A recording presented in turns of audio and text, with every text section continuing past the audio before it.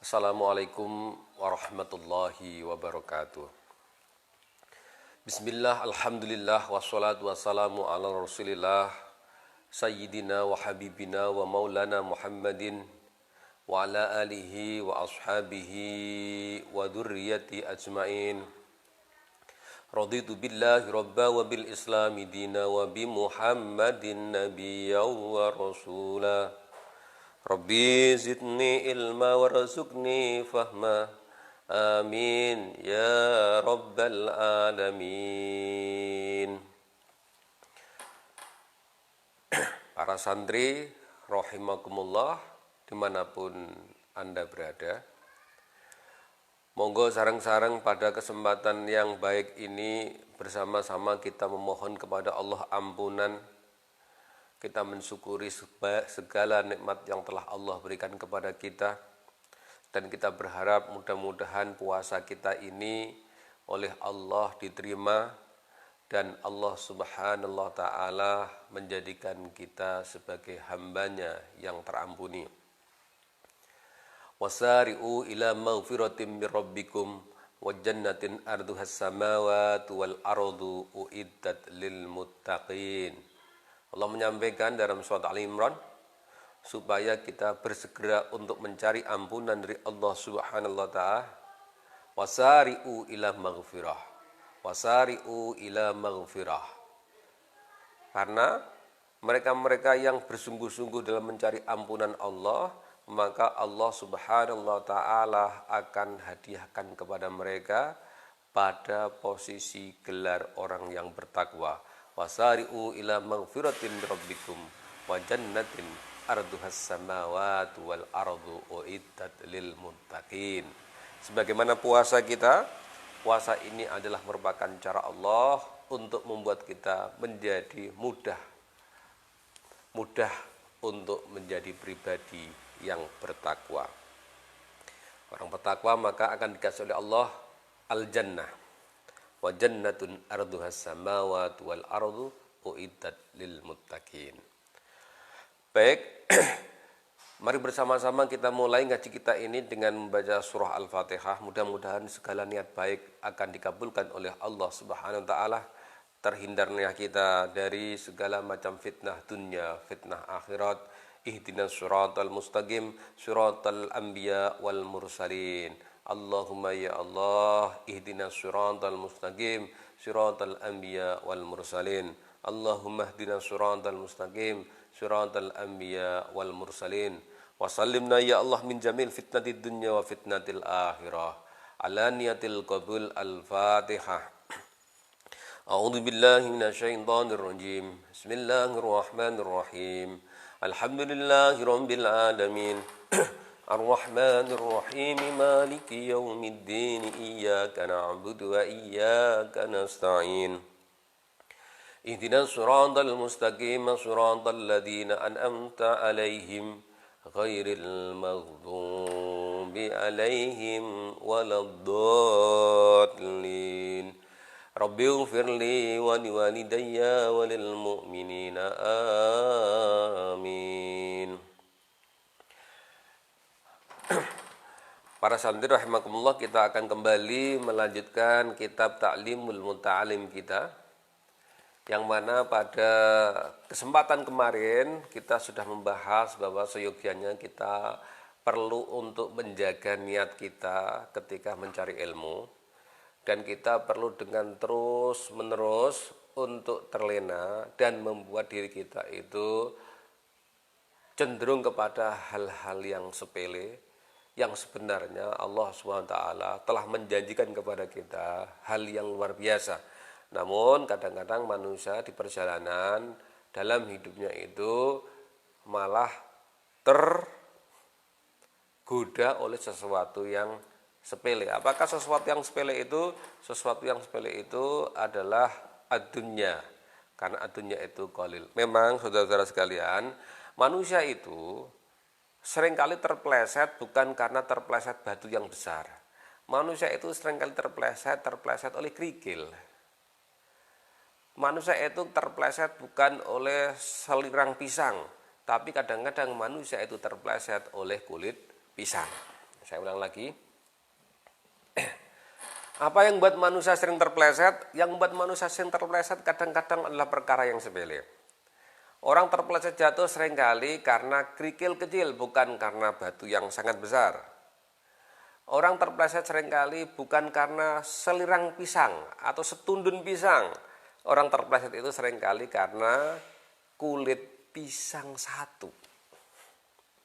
Nah, kenapa? Ya memang kayak gitulah manusia, kadang-kadang terpeleset bukan oleh sesuatu yang besar, karena terpelesetnya oleh sesuatu yang kecil. Maka Ta'limul Muta'alim ini mengajarkan kepada kita, dalam perjalanan kita untuk mencari ilmu, jangan sampai kita gagal di tengah jalan.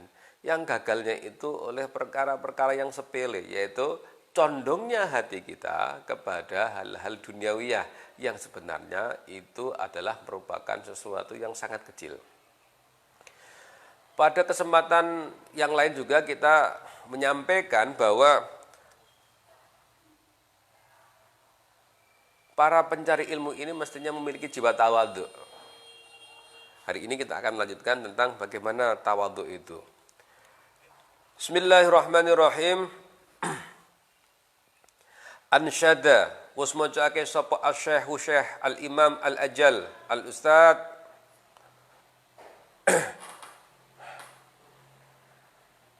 Al-Ma'ruf bil Adibil Muhtar, ya.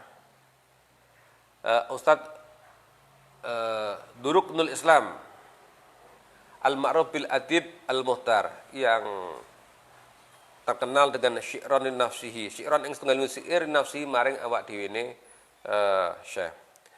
Inna tawadhu'a min hisalil muttaqi wa bihi taqiyyu ilal ma'ali yartaqi wa minal ajaibi ajuman huwa jahilun fi halihi ahlu sa'idu amisyakiyu. Inna tawadhu'a sak temene tawadhu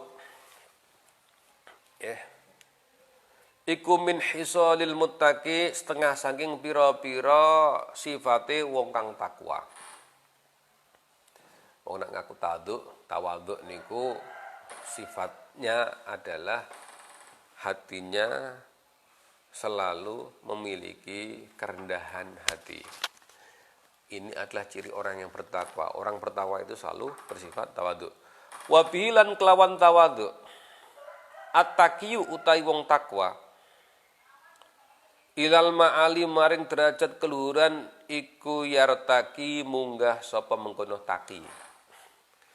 Jadi menunduknya orang-orang yang bertakwa itu malah merupakan cara dia untuk menaikkan dirinya pada derajat yang lebih tinggi. Ada istilah yang mengatakan mengalah untuk menang. Wah, mengalah kok untuk menang? Mengalah bukan untuk kalah, mengalah tapi untuk menang. Jadi tawadhu itu sepertinya dia itu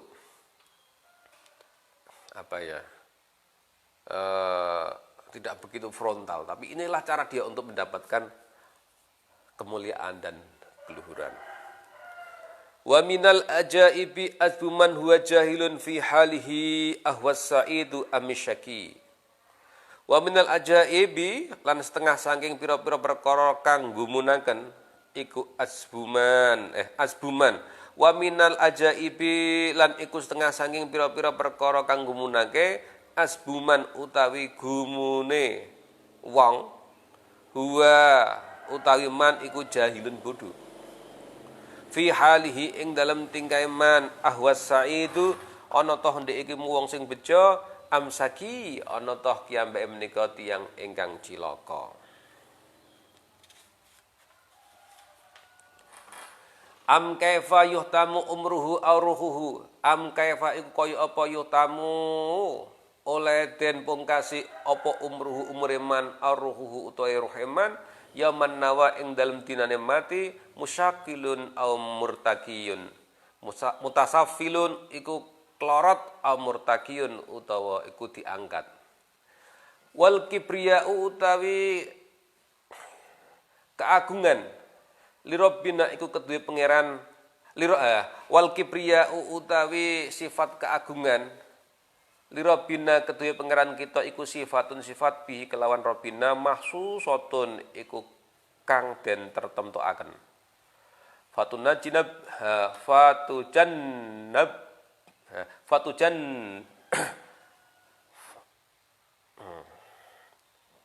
fatujannibanha mongko ngedono sira kabeh ing sifat kibriya wattaqi lan ngreksa sira. Jadi ngeten para santri kabeh. Wau sampun diaturaken dengan bersifat tawadhu, maka Anda akan menjadi pribadi yang meningkat derajatnya. Santri kudu rumangsa bodho.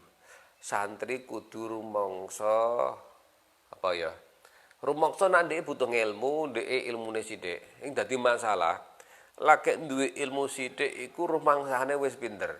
Burung level kelase dhek iku dadi kiai, tapi rumangsane wis dadi kiai. Burung mangsane ndek dadi ulama, rumangsane ndek wis selevel ulama. Durung mangsane ndek iku levele dadi wali, rumangsane ndek wis kaya wali. Sehingga ini menjadi problem. Anda akan menjadi tertawaan orang banyak ketika Anda nggak mempunyai jiwa tawadhu. Okelah Anda pinter, okelah Anda mungkin termasuk orang cerdas. Tetapi kalau jiwamu tawadhu itu tidak ada, orang itu hanya akan melihat kelemahanmu daripada melihat kepintaranmu. Nah, niki orang-orang yang sombong itu ya, orang-orang yang sombong itu, masya Allah, dia itu tidak tahu bahwa dirinya itu nanti termasuk am kaifa yuhtamu umruhu aruhu, bagaimanakah kahanan dirinya ketika nanti kematian itu datang menjemputnya, apakah nyawanya itu akan ditarik, dilorot malaikat, apakah mayat itu akan dimuliakan oleh malaikat. Ya. Salah satu tanda-tanda yang membingungkan, ya, takjub itu apa ya? Ana wong bodho, ya. Ana wong bodho, dia tidak mengetahui tentang kebodohan dirinya sendiri. Jadi dalam teori psikologi itu ada orang yang dikelompokkan ngeten. Menurut teori Jauhari Windows, ini ngaji psikologi ini. Ketahuan seseorang akan dirinya itu dikelompokkan menjadi 4. Ada orang itu yang tahu, ya. Ada orang itu yang tahu kalau dirinya tahu, dan orang lain tahu kalau dirinya tahu. Ada orang yang tahu kalau dirinya tahu, dan orang lain itu tahu kalau dirinya tahu.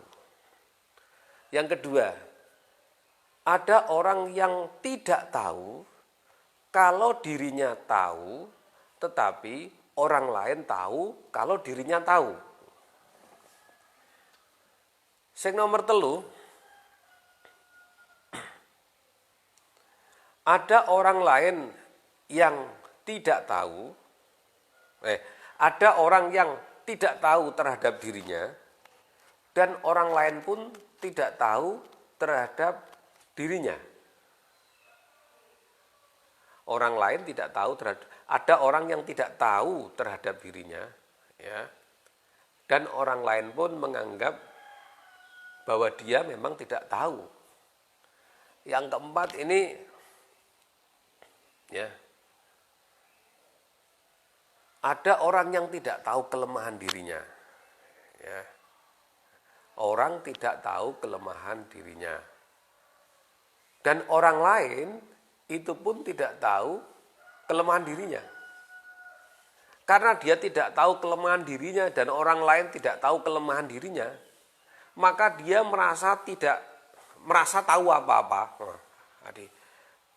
Ini rada bulet nih. Misalnya ini, ana wong tidak ngerti nak dheweke bodho. Ana wong sing ora ngrumangsani bahwa dirinya bodoh. Dan orang lain itu pun tidak tahu kalau diri orang tersebut bodoh. Karena tidak tahu bahwa dirinya bodoh, maka dia merasa dirinya tahu, merasa dirinya pinter. Sementara orang lain pun tidak tahu kalau dia itu sebenarnya tidak pinter. Nanti dia itu bisa ngakali orang. Yang menjadi bahan tertawaan adalah ketika dia tidak tahu kalau dirinya itu bodoh, sementara orang lain itu tahu kalau dirinya bodoh.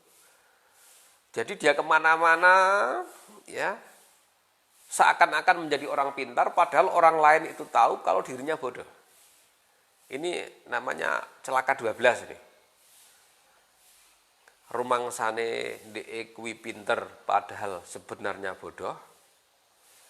Dan orang lain sudah tahu kalau dia sebenarnya bodoh. Maka dia hanya akan menjadi bahan tertawaan.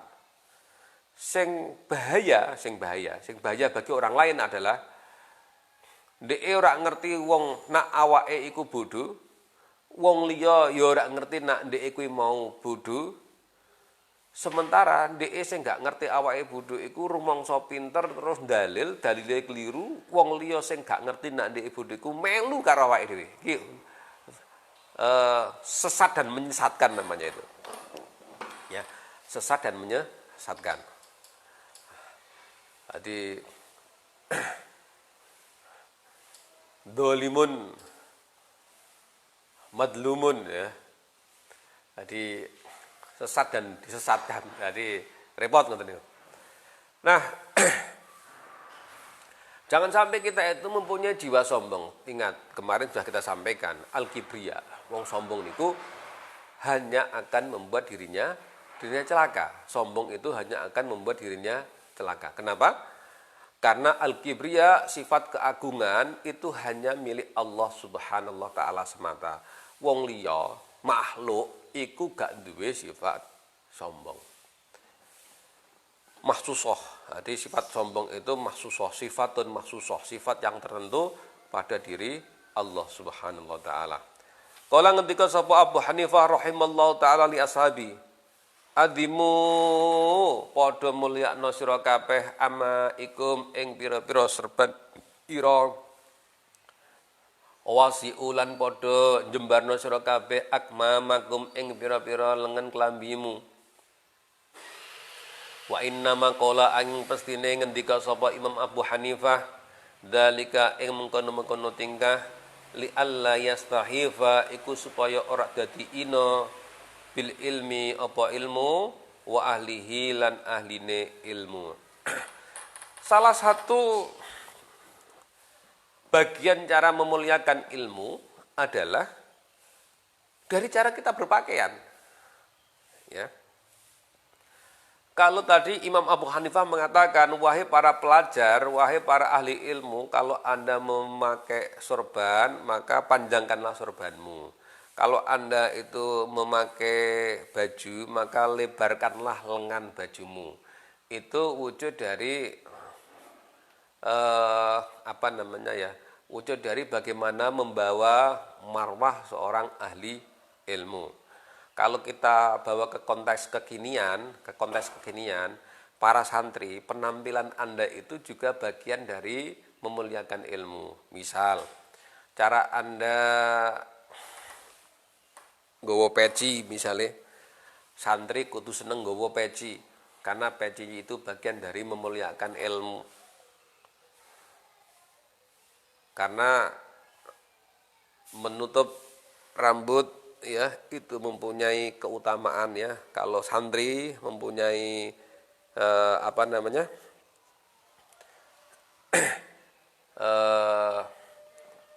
kewibawaan itu kalau dia berpenampilan seperti seorang santri ya. Contoh tadi, jangan sampai nak misalnya sampean potong rambut, santri potong rambut tapi masya Allah potong rambutnya ini malah rambutnya niku digaleng. Wah, digaleng. Rambutnya digaleng. Potongnya iki di model-model. Seakan-akan menunjukkan kayak artis gitu. Atau kayak orang-orang yang memiliki jiwa bebas. Oke. Kalau Anda sebagai santri, ya, sebagai santri, mestinya penampilan itu penting untuk menunjukkan bagaimana kita memuliakan. Bukan kita pengen dialem orang itu, bukan. Tetapi karena saya menghormati ilmu saya, maka kalau saya potong rambut, ya potong rambutnya sing kayak santri pada umumnya. Ya. Kalau saya pakai baju, ya ora aneh-aneh, ora pakai baju yang wah singlet, apa namanya, baju itu baju sing kotat misalnya, ya baju sing kotat atau pakai pakaian-pakaian yang sebenarnya tidak mencerminkan jiwa santri. Karena itu bagian dari cara kita untuk menjaga marwah ahli ilmu dan menjaga marwah dari ilmu itu sendiri. Jadi kata Imam Abu Hanifah, cara kita untuk menjaga kemuliaan ilmu adalah menjaga penampilan kita. Menjaga penampilan kita itu supaya tidak merendahkan ilmu yang sedang kita pelajari. Anda belajar ilmu agama di pesantren, ngaji, nggawa pakaian jin, suwek-suwek, wah, kayak penyanyi rock and roll. Itu menurut Imam Abu Hanifah tidak patut, karena bagian dari memuliakan ilmu adalah berpenampilan yang menjaga kewibawaan santri. Maka di pesantren Al-Ittihad itu kalau sekolah ngaji, santri ini diwajibke nggawa kethu. Biyen ngono ana sing protes. Loh, kenapa sih Pondok Al-Ittihad itu kalau santri putra ngaji itu wajib membawa peci? Ini kaitannya adalah bagaimana menjaga kemuliaan ilmu. Jangan salahkan ketika di sekolahan-sekolahan para guru merazia siswa-siswanya yang mungkin rambutnya itu digawe model-model. Nah, sebenarnya niat baik para guru itu adalah bagaimana santri-santrinya itu diajari untuk memuliakan ilmu, memuliakan para ahli ilmu. Oke. Itu niat baiknya para guru ketika santri-santri mungkin diminta untuk harus bawa peci. Saya pernah nyantri di sarang, di sana kalau keluar pondok wajib bawa peci. Nggak bawa peci cekel pengurus. Nah, ini karena pengurus ditugaskan sama kiai untuk menjaga marwah santri-santrinya. Wayam bagilan sayukjo li talibil ilmi keduwe wong kang amreh ilmu ayusila kitabal wasiyah.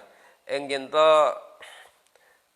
ngasilake sapa talib kitabal wasiyah ing kitab wasiat allati katabaha allati kang wis allati yo kitab katabaha kang wis nulis ing kitab sapa Abu Hanifah Imam Abu Hanifah li Yusuf bin Khalid maring Yusuf bin Khalid asimti kang bangsa simti indarujui nalikane wangsul sapa mengkonolah Yusuf bin Khalid ila ahlihi maring ahline Yusuf bin Khalid yajidhu mayatlubuhu yajidhu mongko ketemu ing kitab wasiat sapa man yatlubu kang golek sapa man hu ing kitab wa kana ustaduna Syekh Imam Burhan Al-Aimah Ali bin Abi Bakar qaddasallahu ruhahu al-aziz amaroni bi kitabati indaruji ila baladi wa katabtuhu wala butalan ora kena ora lil mudarrisi keduwe kang padha mulang wal muftilan para ahli fatwa fi muamalatin nasi ing dalem pira-pira perkarane menungso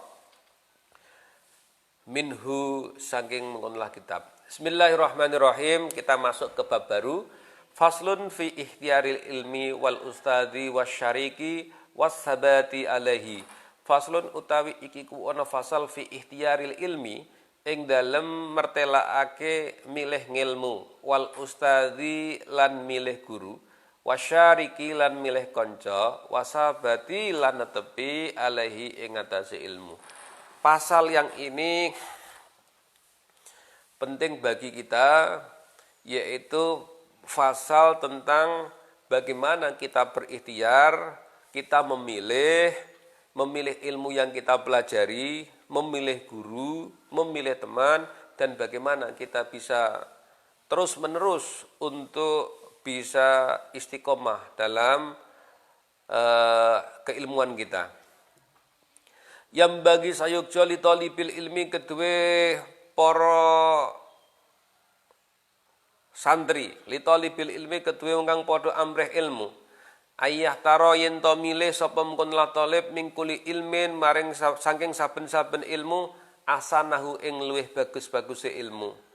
Wa malan milih ilmu yahtaju kang hajat ilai maring ilmu fi amri dinihi ing dalem pira-pira perkarane agamane fil hali ing dalem nalika iku sumama yahtaju bihi sumama mengko milih ing ilmu yahtaju kang hajat sapa mungkon talib ilahi maring ilmu fil maali ing dalem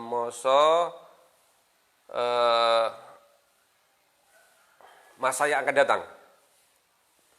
Wa yuqaddima lan yenton disiake sapa talib alat ilmu tauhid ing ilmu tauhid.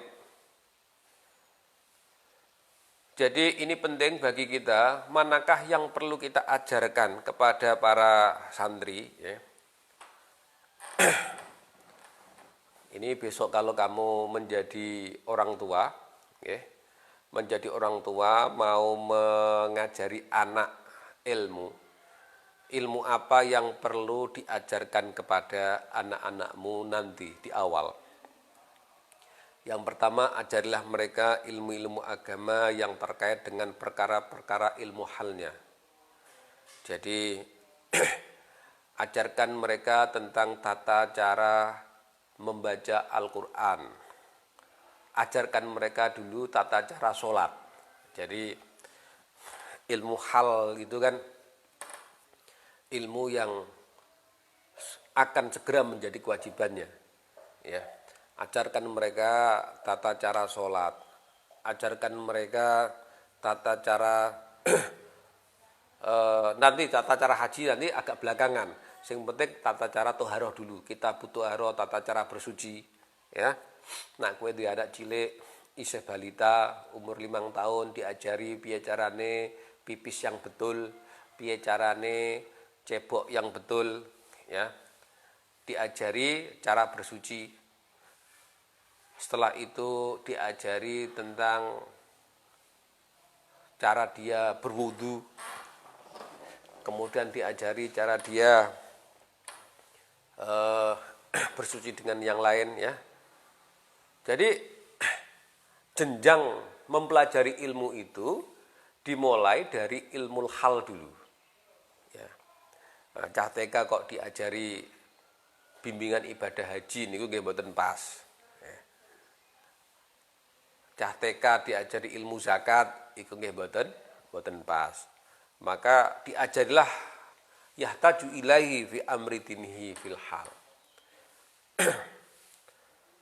Baru kemudian summa yahtaju ilaihi fil ma'ali.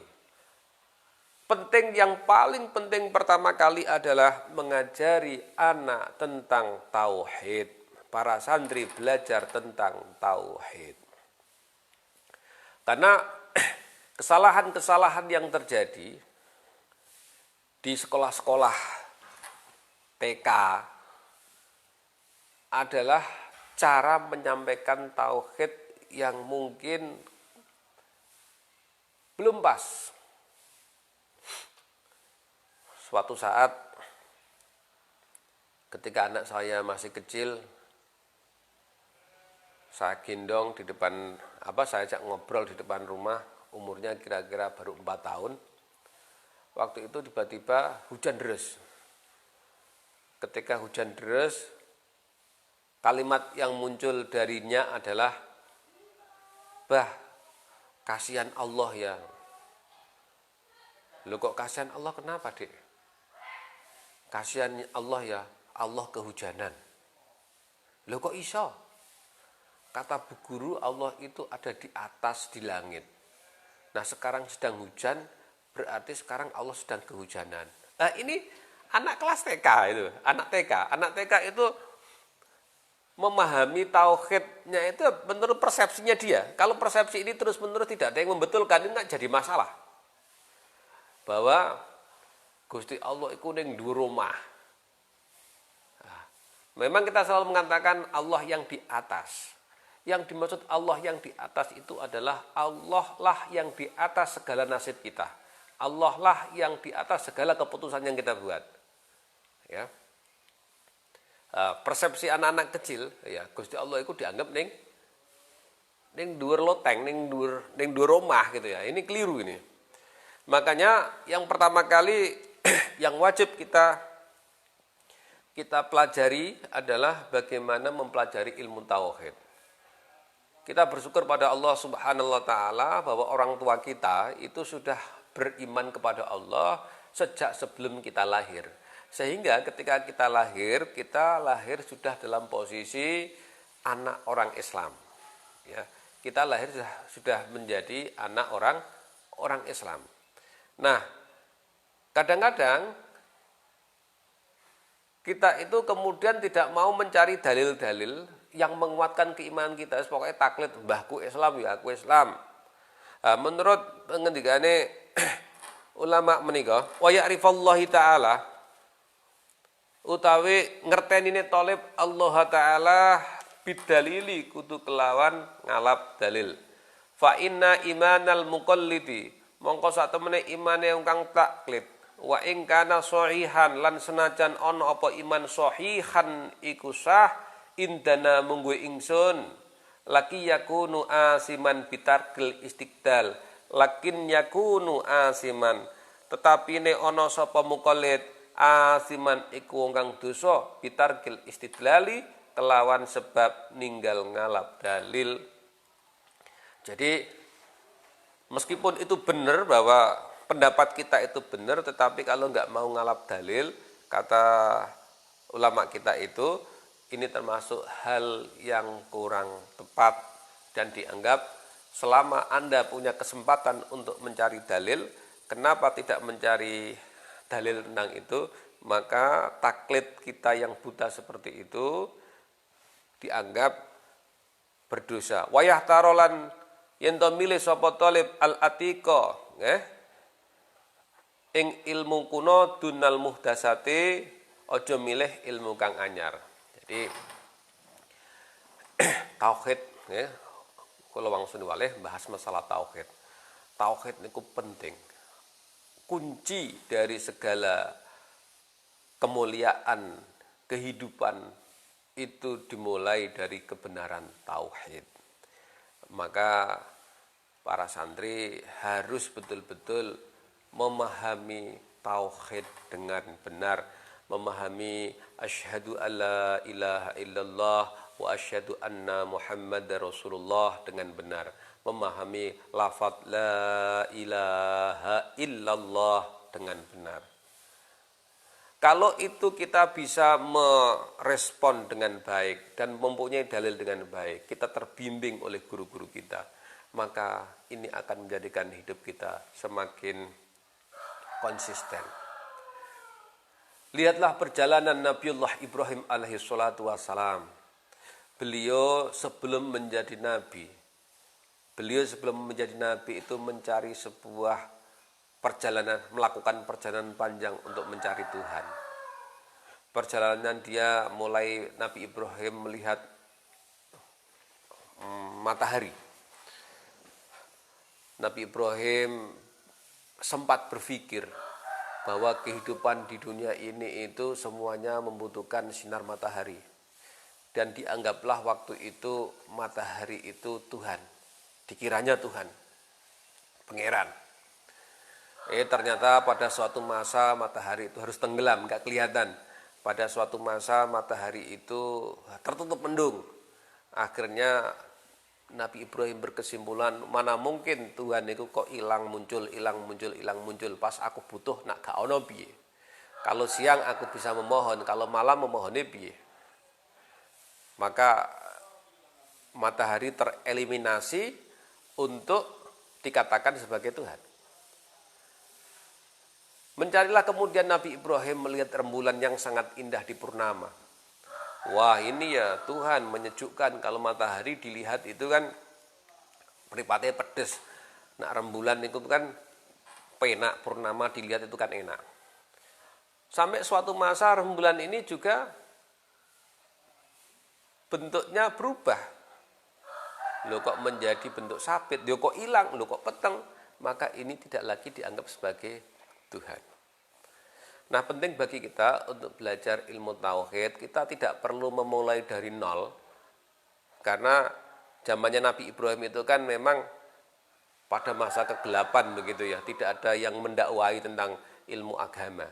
Kalau kita sekarang alhamdulillah hidup di dalam zaman terang benderang, di mana literatur-literatur atau kitab-kitab rujukan, ulama-ulama yang membimbing kita itu banyak. Sehingga kita tidak mulai dari nol, tetapi kita bisa belajar dari para alim, tidak mencari sendiri, tetapi bisa dibimbing oleh para alim untuk belajar ilmu tauhid. Selanjutnya tadi disampaikan, kebanyakan saat ini orang berbicara tentang liberalisme. Bicara tentang liberalisme, bicara tentang pendapat-pendapat kekinian tentang ilmu agama. Ini kita diingatkan, jangan sampai kita itu cenderung kepada hal-hal yang sifatnya anyar, ilmu kajian keagamaan yang baru, tetapi sandarkanlah kepada al-atik menika ilmu kuno. Yang dimaksud ilmu kuno itu adalah rujukan hadis-hadis dari Rasulullah Muhammad SAW, fatwa-fatwa sahabat, fatwa-fatwa tabi'in, tabi'ut tabi'in, dan sebagainya.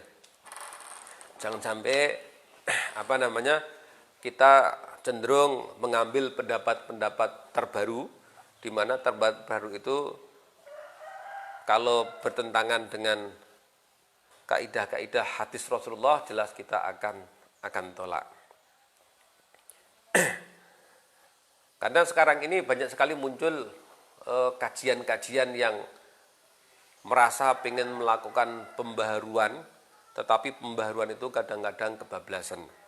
Ada yang mengusulkan, contoh yang sering menjadi perdebatan, ada yang mengusulkan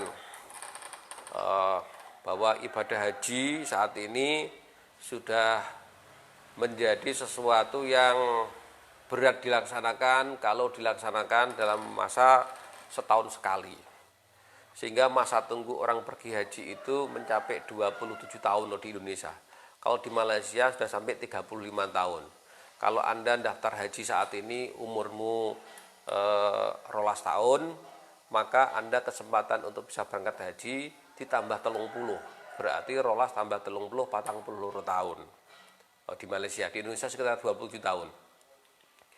Kalau daftar hajimu umur 30 tahun, nunggu 30 tahun berarti umurmu swidak. Ada yang mengusulkan, ini kan kasihan orang haji nanti bisa tua-tua semua gitu ya.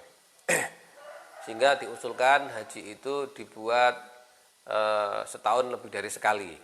Nah, ini kan pendapat yang liberal begitu ya. Padahal di dalam hadisnya Al-Hajjul Arafah, haji itu adalah ketika di sana ada hari Arafah. Hari Arafah itu hanya ada di tanggal 9 Dzulhijjah. Sehingga nggak mungkin Arafahnya itu menjadi 2 atau 3 kali gitu ya. 2 atau 3 kali atau 4 kali setahun, digilir. Januari, Februari Indonesia Malaysia berangkat haji. Maret, April nanti orang-orang dari India, Bangladesh. Ya nggak bisa kayak gitu. Karena aturannya ya sudah tertentu. Yang diatur adalah mungkin pengelolaan di sana harus dibuat lebih baik. Bismillahirrahmanirrahim. Wa iyyaka an tastaghila bihadzal jadal alladzi dhuhara ba'dan qiradil akabir minal ulama. Wa iyyaka lan ngrekso sira kabeh an tastaghila ing ento ketunggul sira kabeh bihadzal jadali kelawan ikilah ilmu para padu. Alladzi dhuhara kang pertelo apa jidal ba'dang kira di akabir sawise sedane para guru-guru kang agung minal ulama saking ulama. Fa inna mongko satune jidal iku yub itu ngedohake sapa at-thaliba ing talib anil fikhi saking ilmu fikih. Wa yudayyu lan niake apa jidal al umra ing umur. Wa yurisulan marisake apa jidal al wahsyata ing apa ya gersah. Wal adawata lan ing satru wa utai ilmu jidal min asyrati saah setengah saking pira-pira tetengere kiamat. Wartifa'il ilmi lan tetengere diangkati ilmu wal fikih lan fikih. Para santri yang dimuliakan oleh Allah Subhanahu wa taala, berhentilah untuk selalu jidal. Jidal itu apa sih? Para padu. Para padu debat sana sini ya. Sepeninggal ulama banyak sekali para padu berkonflik ria. Konflik ria itu apa ya? Orang Islam itu tidak bersatu tetapi masing-masing para padu. Sehingga mudah sekali menyalahkan pendapat orang lain. Ketika tidak sama dengan pendapatnya maka dianggap sebagai orang lain yang musuh, bukan bagian darinya. Ya, jidal. Jadi jidal ini bukan musyawarah. Musyawarah ketika kita basul masail, bukan. Basul masail itu bagian dari musyawarah. Jidal itu nggak mau musyawarah, nggak mau menerima pendapat orang lain. Ya. Ketika diberikan masukan atas sebuah pendapat, nggak mau terima, namanya jidal. Jadi orang yang bijak adalah orang yang mau menerima masukan. Orang yang bijak adalah orang yang mau mendengarkan. Nah, persoalannya adalah ketika kita tidak mempunyai empati, tidak mempunyai kemauan untuk mendengar, yang kita kedepankan adalah rasio dan mulut kita, maka yang terjadi adalah al-jidal, perdebatan. Yang lain dianggap keliru. Contoh, misalnya ngeten. Mungkin Sholat taraweh ana sing madhab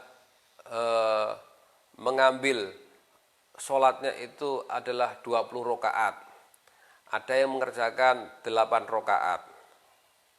Masing-masing membawa dalilnya sendiri-sendiri. Teman Anda mungkin dalil, ada yang punya dalil.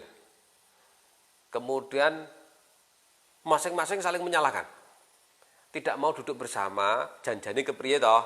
Iki weh kepriye toh? Tidak mau, yang terjadi adalah saling mencurigai, mengatakan kamu sholatnya tidak sah, kamu sholatnya tidak sah, kamu sholat tidak sah, kamu sholat tidak sah, terus kayak gitu. Lama-lama ini menimbulkan pendapat dari masyarakat. Loh kok dung geger terus nak ngono gak usah tarawih wae. Jadi ini menjadi masalah. Kunute sholat subuh kita punya dalil. Mungkin orang lain tidak melaksanakan kunut subuh. Ya wis lah wong kuwi dia memang nggak mau ya sudah. Jadi kalau Anda punya dalil ya pegang dalilmu. Jangan sampai terjadi jidal. Ya. Jidal itu tadi saya katakan, jidal adalah ngengkel dan menganggap hanya dirinya saja yang betul, tidak mau menerima masukan. Ya. Orang yang ngengkel itu kadang-kadang dia nggak paham bahwa dirinya itu tidak tahu, tapi ngengkel, jidal. Ya. Jadi kita makhluk sosial pasti akan bertemu dengan orang lain, akan berkomunikasi dengan orang lain, pasti. Kita pasti akan bertemu dengan orang lain, kita akan berkomunikasi dengan orang lain. Karena kita berkomunikasi dengan orang lain, kadang-kadang orang lain itu tidak bisa memahami lesan kita dengan baik. Ya. Jadi kalau Anda berbicara, itu tujuannya adalah untuk memahamkan orang lain, bukan pengen dipahami. Nanti kalau tujuan Anda itu pengen orang lain paham Anda, ketika Anda berbicara, ini nanti menimbulkan kesulitan.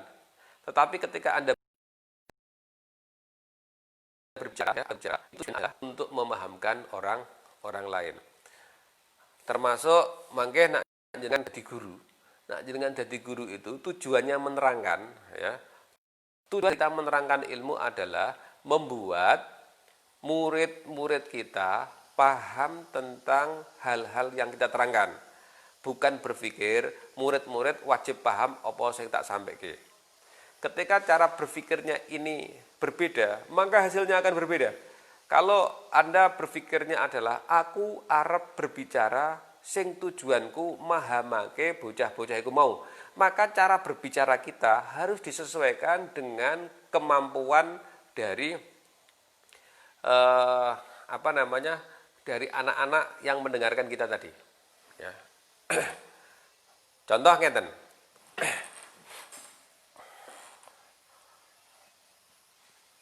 Sampean weruh ana bocah cilik umure 3 tahun, ya, 3 tahun.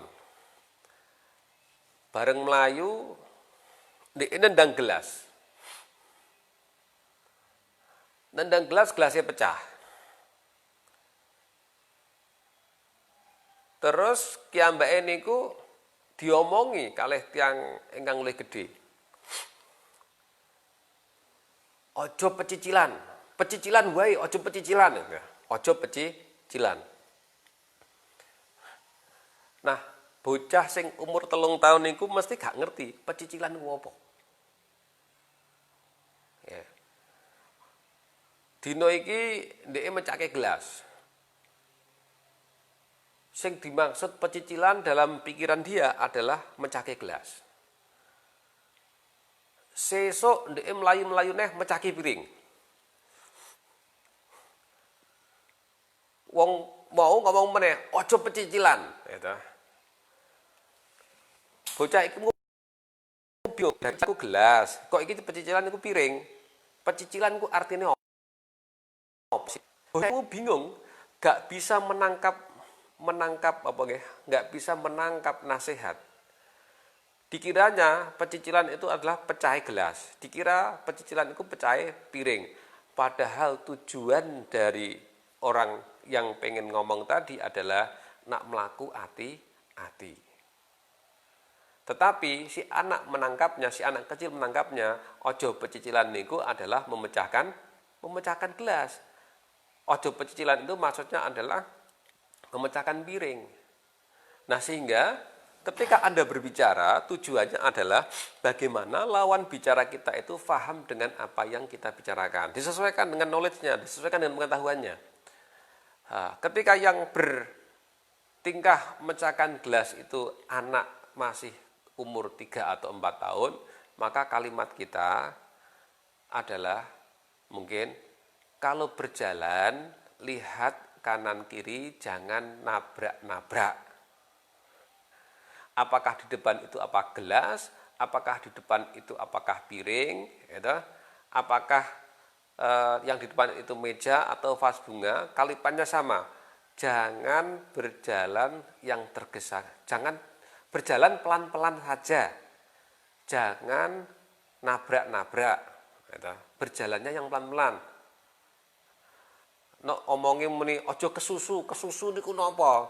Nak mlaku ojo kesusu toh. Kesusu napa? Susu iku kan sing tak ombe. Kok ojo kesusu? Berarti aku enggak boleh minum susu. Berarti repot meneh.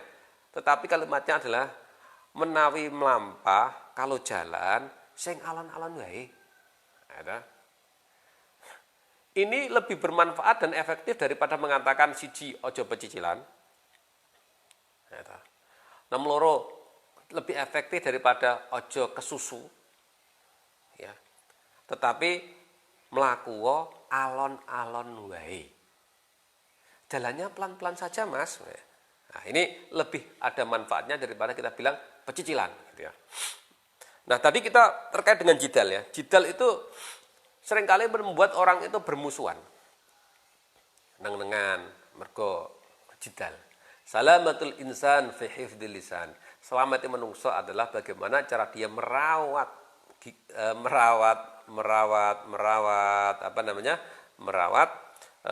lisannya. Kada warada fil hadis Wa amma ikhtiyarul ustadi, anapun utawi milih guru, fayam bagi iku mongko sayukjo ayah taro yen to milih sapa talib al a'lama ing guru kang luweh ngalim, wal aura'a lan kang luweh wirai, wal asanna lan kang luweh sepuh. Ya, kita lanjutkan ya, ada sedikit gangguan tadi.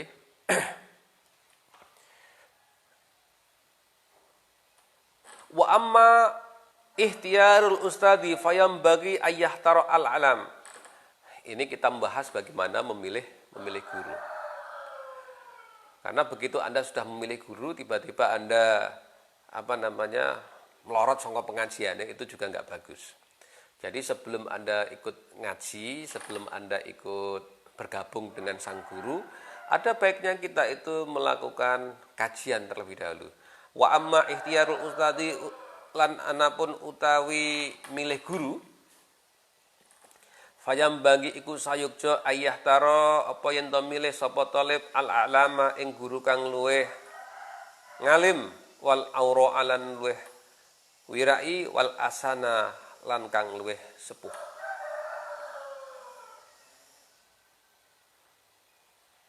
Kama ihtaro Abu Hanifah hina idin Hamad bin Abi Sulaiman ba'da ta'amuli wa tafakkuri. Kama ihtaro koyok dene sampun milih sapa Abu Hanifah hina idin ing nalikane ngaji Hamad bin Abi Sulaiman maring Pak Kiai Hamad bin Abi Sulaiman. Ba'da ta'amuli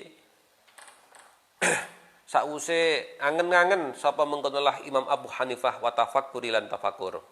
Wa qala Abu Hanifah rahimallahu taala, wajadtuhu syaikhan wa quran haliman, wajadtuhu nemu sapa ingsun hu ing Kyai Hamad syaikhan ing guru kang sepuh, wa quran lan agung haliman tur kang aris, saburon kang akeh sabari.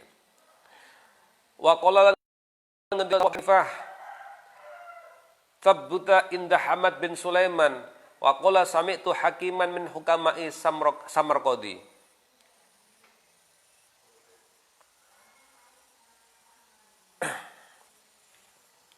Jadi Imam Abu Hanifah itu ketika memilih guru, dia itu sudah berpikir dulu, mencari informasi dari sekelilingnya, sadurunge sampean mondok ke anak, sampean sadurunge mondok besok, nggih. Sebelum sampean mondok, mestine sebelumnya itu survei dulu. Pondok iku pirang-pirang, kiai iku pirang-pirang. Sebelum Anda mengaji, Anda cari dulu informasi tentang guru-gurumu itu. Paling tidak adalah informasi awal sehingga Anda merasa mantap untuk belajar sama beliau. Kenapa? Inna wahid min talabatil ilmi, sak temene wong suwiji min talabatil ilmi saking pira-pira kang padha amrih ilmu, syawaroni iku njaluk rembug ni ingsun fi talabil ilmi, wa kana lan ana sapa wahid azama iku nejo sapa wahid ala dhihabi ing atas lunga ila Bukhara maring Bukhara li talibil ilmi krana amrih ilmu. Wa kada yang bagi wa kada lan kaya mengkono tinggae wahid yang bagi ku sayukjo yang bagi sayukjo ayusyawira apa yen rembukan sapa talib fi kulli amrin ing dalam saben-saben suci. Fa innallaha ta'ala amara Rasulullah sallallahu alaihi wasallam, sak temene Gusti Allah Subhanahu wa taala amara sampun perintah rasulahu ing utusane Allah nggih menika Kanjeng Nabi bil musyawarati kelawan rembukan fil umuri ing dalem pira-pira perkara. Walam yakun lan ing hale ora ana sapa hatun wong suwiji apana iku luweh bener minhu tinimbang Kanjeng Nabi. Wa ma'adzalika lan sertane mengkono-mengkono la tingkah umira bil musyawarah. Umira den perintahake bil musyawarati kelawan musyawarah. Wa kana lan ana sapa jeneng Nabi yusyawiru iku rembukan sapa jeneng Nabi ashabahu ing sahabate jeneng Nabi fi jamil umuri ing dalam sekabehane pira-pira perkara hatta hawaijil baiti sehingga pira-pira kebutuhan ngomah. Kala ngendika sapa Aliun Sayyidina Ali, mahalaka ora ana kerusakan sapa umruun awa-awaan an musyawaratin saking musyawarah. Kila den ngendikake rajulun wa nisfu rajulin wala syai'a farajulu mallahu ra'yun shaibun usyawiru wa nisfu wa yusyawiru wa nisfu rajulin man lahu ra'yu shaibun walakin la yusawiru au yusyawiru walakin la ra'alahu wala syai'a marra'alahu wala yusyawir. Nah, ini penting ini. Penting kita bahas ini. Penting kita bahas adalah pentingnya bermusyawarah. Al-musyawarah fil umur itu penting. Karena manusia itu pasti punya kelemahan. Manusia punya keterbatasan. Sehingga manusia perlu bermusyawarah untuk memutuskan sesuatu. Ya. Ketika engkau hendak belajar mengaji, maka perlu pula Anda bermusyawarah dengan guru-gurumu sebelumnya. Biasanya biyen nek ana santri arep pindah pondok, matur karo gurune, "Yai, dalam ajeng melanjutkan perjalanan untuk mencari ilmu berikutnya setelah saya khatam menjadi mutakharirin di sini, kira-kira saya ini kula ngaos ten pundi." Itu zaman dulu seperti itu. Para santri itu memutuskan sesuatu, beliau minta pendapat dari gurunya. Ya. Minta pendapat gurunya supaya apa? Supaya gurunya memberikan wejangan-wejangan, arahan supaya sang santri bisa melanjutkan ilmunya dengan pas. Ya. Sebagaimana Rasulullah Muhammad SAW, beliau oleh Allah Subhanahu wa taala diperintahkan untuk bermusyawarah. Karena musyawarah itu akan mendapatkan banyak manfaat.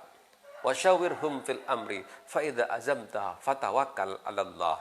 Perintah musyawarah itu juga ditegaskan dalam Al-Qur'an. Wasyawirhum fil amri fa idza azamta fatawakkal 'alallah. Nabi niku selalu mengajak sahabat-sahabatnya untuk berdiskusi, untuk memikirkan sesuatu secara bersama-sama. Peristiwa fenomenal yang merupakan hasil diskusi Rasulullah dengan para sahabatnya adalah ketika Perang Khandaq. Perang Khandaq adalah perang di mana Rasulullah menggunakan strategi ala Persia. Ketika pasukan Rasulullah jumlahnya jauh lebih sedikit dibanding dengan orang kafir, saat itu kafir Quraisy telah mampu menghimpun pasukan dengan jumlah 10.000 yang dibantu oleh munafik-munafik dari Bani Qainuqa, Bani Quraidah, dan kelompok-kelompok dari Ghatafan. Mereka jumlahnya kurang lebih ada 10.000. Sementara jumlah pasukan Islam itu kurang lebih baru maksimal 3.000 dengan persenjataan yang sangat minim. Ini kalau menggunakan strategi perang Badar jelas tidak mungkin. Pakai strategi perang Uhud jelas tidak mungkin. Karena jumlah pasukan yang sedemikian besar bisa menyerang dari segala penjuru. Maka datanglah yang namanya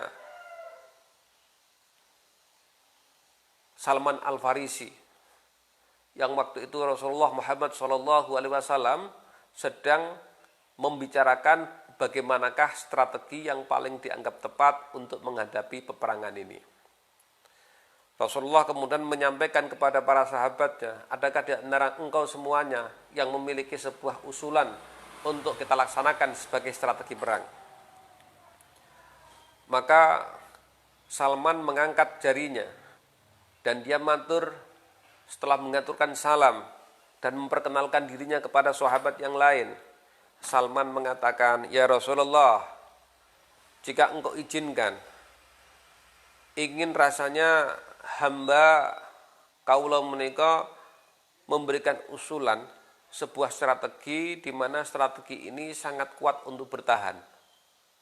Jumlah kita yang 3.000 melawan 10.000 ini tidak cocok kalau kita menggunakan model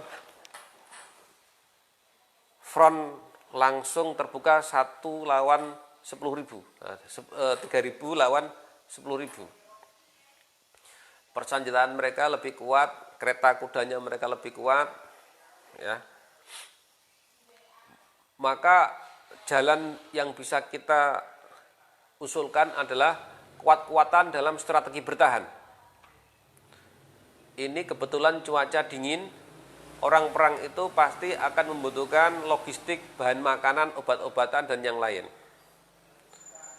Kita tahan mereka supaya dia tidak bisa memasuki area kita dengan cara kita bangun parit. Parit itu kita buat mengelilingi kota Madinah, dan di samping parit itu masing-masing kita siapkan pasukan pemanah. Mereka yang akan melompati parit langsung kita panah. Dan ini akan makan waktu yang lama. Pasukan kafir akan bertahan di tenda-tenda mereka untuk menghadapi cuaca musim dingin. Nah, betul. Rasulullah kemudian mensepakati itu, dan strategi perang parit itu belum pernah ada sejarahnya di dalam Jazirah Arab. Perang menggunakan parit itu biasanya dilaksanakan oleh orang-orang Persia, orang-orang Mongolia. Nah, di Mekah waktu itu belum ada strategi perang menggunakan parit. Pada waktu yang tersisa, Rasulullah beserta para sahabatnya menggali parit. Berhari-hari, dikebut. Dibagi kelompok 20, 20, 20. Tiap 20 punya target sekian meter. Tiap 20 punya target sekian meter. Sampai akhirnya pada waktu ditentukan, parit itu sudah jadi.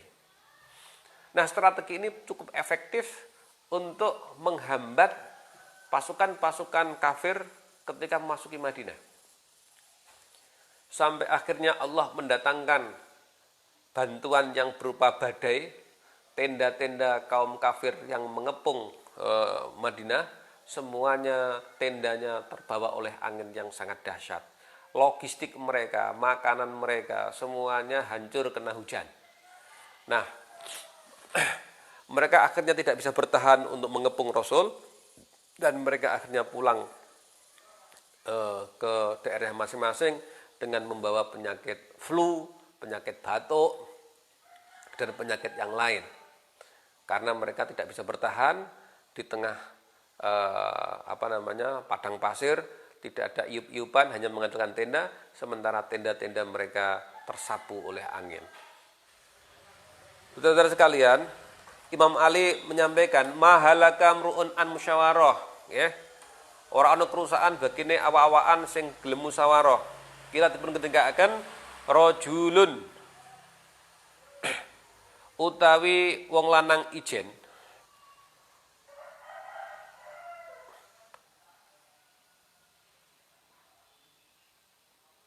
rajulun wa nisfu rajulin wala syai'a.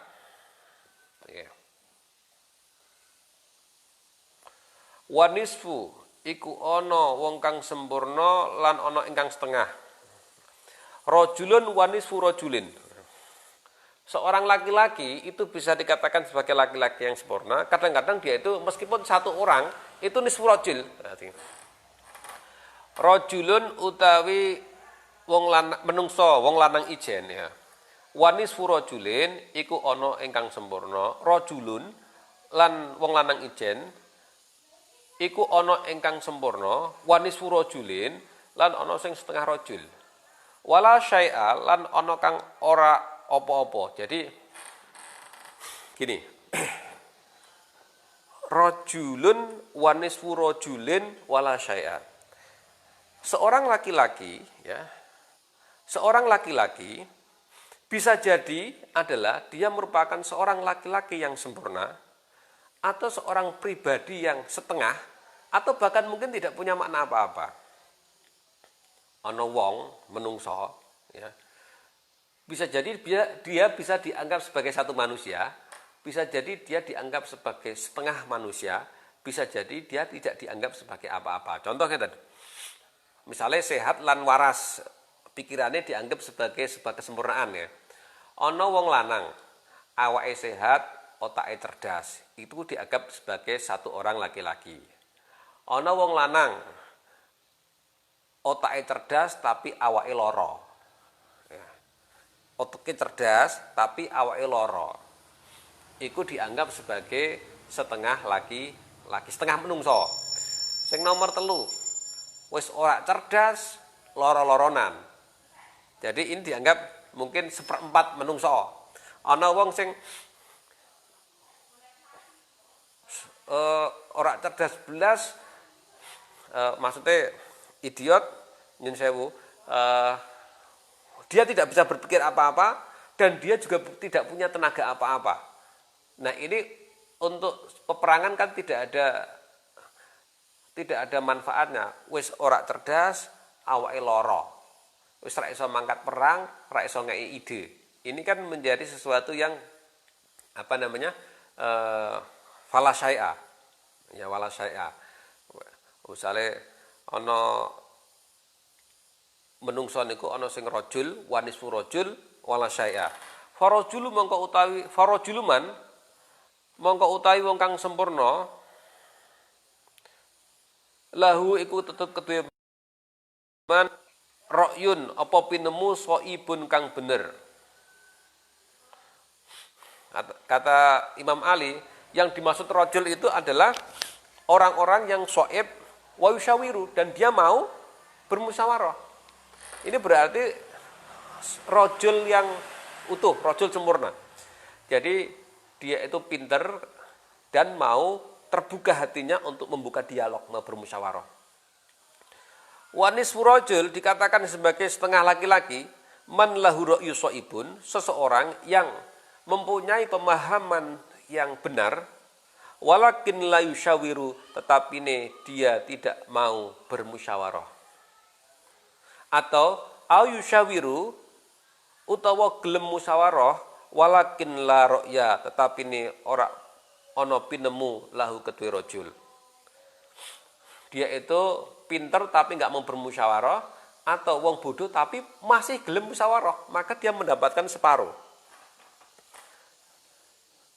Wala syai'a, utawi kang den arani manusia tanpa apa-apa, iku man wong la ra'ya kang ora duwe pinemu kang bener lahu kedue man wala yushawiru, dan dia tidak mau bermusyawarah. Wis dhek kuwi mau gak cerdas blas, bodoh, tetapi dia juga tidak mau untuk bermusyawarah. Maka kompletlah dia menjadi manusia yang tidak punya ilmu apa-apa. Nak wong sing pertama wau punya pendapat yang benar dan dia mau bermusyawarah, maka maunya dia bermusyawarah itu akan membuat dia menambah ilmu yang bisa menguatkan pendapat-pendapatnya. Yang kedua, meski kita katakan sebagai laki-laki setengah nisfu rajul, adalah ketika dia itu mungkin pinter, tetapi dia tidak mau bermusyawarah, maka dia tidak bisa menambahkan isinya. Ibarat gelas, ya, ibarat gelas sudah isi separuh, ya, kemudian dia musyawarah, maka akan terisi separuhnya lagi, maka gelas itu menjadi gelas yang penuh isinya. Yang kedua nisfu rajul, gelas itu sudah isi separuh tapi nggak mau diisi oleh orang lain, maka gelas itu tetap nilainya separuh. Atau dia itu gelas kosong tapi mau diisi separuh oleh orang lain, maka dia menjadi gelas yang isinya separuh. Yang problem adalah gelas kosong yang nggak mau diisi, maka selamanya dia akan menjadi gelas yang kosong. Inilah pentingnya musyawarah, saudara-saudara sekalian. Anda penting untuk bermusyawarah nanti ketika berumah tangga. Anda perlu bermusyawarah dengan pasangan hidup Anda, dengan istri Anda, dengan suami Anda. Ketika memutuskan sesuatu, orang yang bermusyawarah tidak pernah yang namanya mengalami kerugian, ya. Ini penting bagi Anda para calon pemimpin, para santri, ulama-ulama calon pemimpin masa depan. Kuatkanlah musyawarah, apapun yang terjadi di antara Anda, jangan cepat mengambil kesimpulan, jangan cepat memutuskan sebelum Anda telah melaksanakan musyawarah dengan baik. Para santri yang dirahmati oleh Allah SWT, ini saya akan ada agenda rapat, sehingga ngaji kita untuk hari ini mungkin kita cukupkan sampai di sini dulu. Kita hari ini fokus kepada faslun tentang bagaimana cara ikhtiar milih guru, bagaimana kita caranya memilih guru. Jangan memilih guru itu tadi sampaikan, pilih gurulah yang ngalim, yang wirai, yang hasan ya. Kadang-kadang saat ini memilih guru itu didasarkan kepada tren ya, ada tren. Wah, terkenal ya. Tapi melupakan tentang aspek wirainya. Karena guru bagaimanapun juga itu nanti akan mempengaruhi cara Anda berpikir, cara Anda bertindak. Guru itulah yang Anda lihat setiap harinya dia seperti apa, maka Anda pun nanti akan meniru. Pengalaman-pengalaman yang saya alami gitu ya, cara saya ngajar, cara saya bicara, itu banyak dipengaruhi oleh guru saya. Saya nggak ngerti apa yang harus saya ajarkan, mung angan-angan biyen guruku cara ngajarnya seperti ini, aku melu cara ngajarnya guru-guru saya zaman dulu. Nah ini penting bagi para santri kemudian adalah bagaimana Anda berperilaku biasanya meniru guru-guru Anda, sehingga pilihlah guru-guru Anda yang betul-betul wirai, yang betul-betul alim, sehingga itu semua bisa menginspirasi Anda untuk menjadi lebih baik. Guru adalah sumber inspirasi kita. Guru adalah merupakan sumber motivasi kita. Oleh karenanya, maka sebelum kita memulai majelis taklim, majelis ilmu, mulailah Anda untuk memilih guru. Memilih guru mungkin Anda belum tahu gurunya bagaimana gitu ya. Ketika nanti misalnya Anda lulus MTS ya, pengen sekolah, mungkin yang dilihat adalah bagaimana lembaganya, karena belum kenal gurunya. Lembaganya seperti apa? Karena ini Pak, saya itu kan nggak bisa milih guru. Guru itu kan yang menentukan adalah pihak sekolah. Maksud saya memilih guru Pak, kalau gurunya ini saya masuk, kalau gurunya ini tidak masuk. Nah berarti di situ konteksnya adalah memilih sekolah itu harus dipikir, dimusyawarahkan. Anda mau sekolah ke jenjang yang lebih tinggi, yang menawarkan sekolah itu kan ada lebih banyak gitu ya dibanding zaman dulu. Masing-masing punya kelebihan, masing-masing punya kekurangan. Anda perhatikan manakah sekolah yang paling Anda anggap cocok. Ini sudah masuki tahun ajaran baru, orang tua, para calon siswa semuanya sudah mulai berbondong-bondong untuk memikirkan manakah jenjang sekolah yang akan dipilih oleh mereka. Ini penting adalah bagaimana kita berikhtiar untuk memilih sekolahan yang cocok buat kita semuanya, buat anak-anak kita, buat para santri dan sebagainya. Semoga Anda mendapatkan guru yang terbaik yang mampu membimbing kita semuanya, sehingga menjadi guru itu tidak hanya sebagai guru yang mengajar ilmu di dunia, tapi guru adalah merupakan penuntun ruh kita untuk memahami Allah Subhanahu wa taala. Syekhuna, ustadzuna itu merupakan murabbi ruhina, merupakan gurunya ruh kita. Sehingga penting bagi kita untuk bisa memilih guru yang tepat. Jangan sampai Anda salah guru. Anda salah memilih guru, maka bisa jadi yang Anda dapatkan adalah sesuatu yang di luar hal yang Anda harapkan. Demikian mungkin bisa kita sampaikan. Semoga Allah Subhanahu wa taala memberikan kepada kita bimbingan, Allah memberikan kepada kita pertolongan yang telah diberikan kepada para nabinya dan para orang-orang soleh, insyaallah. Wallahu muwaffiq ila aqwamit thoriq. Billahi taufiq wal hidayah. Assalamualaikum warahmatullahi wabarakatuh.